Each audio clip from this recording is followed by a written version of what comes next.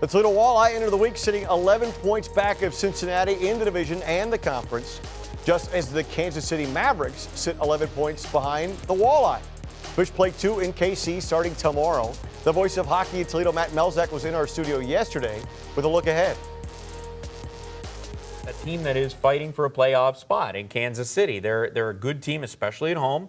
Very difficult team to play against. They're a physical team. They're at the top part of the league as far as penalty minutes are concerned, so it's going to be a physical couple of games down in Kansas City. They're a team that's 4th right now in their division. They're trying to be a playoff team this year, so it's going to be a tough test for 2 nights and a good test for the Toledo Walleye. Oh, boy.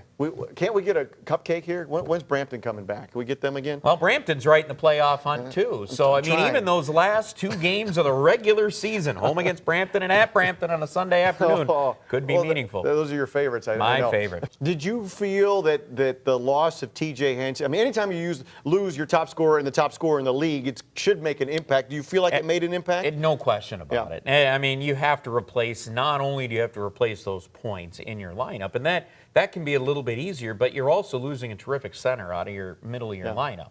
And that takes nothing against Tyler Spezia, but he's been playing wing all year. Right. Now you're saying, hey, we need you to become that center again. And you could see over the course of the weekend, he got better and better at it. I mean, he was really working hard last week at practice, too, taking a lot of extra draws afterwards, working with Alden Hirschfeld about that.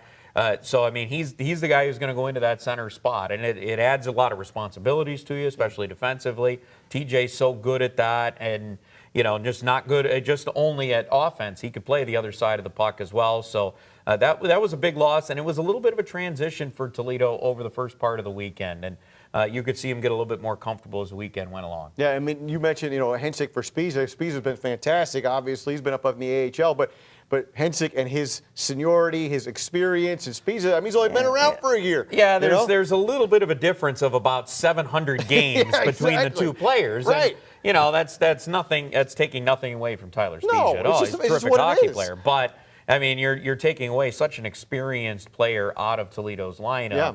And that can hurt you on a lot of aspects, and maybe in that start of the game on Saturday, maybe is where it showed the most, because maybe you don't come out with your best game, but then you get a guy like TJ Henson goes and makes a play. Right. And then all of a sudden now you're into the game, because Toledo's game changed a lot when they made that play. Tyler Spezia made the great pass over to Brian Moore for the goal that made it 5-1. All of a sudden the game changed. And, maybe you get that earlier in the game, which it allows Toledo to settle in a little bit more than they did.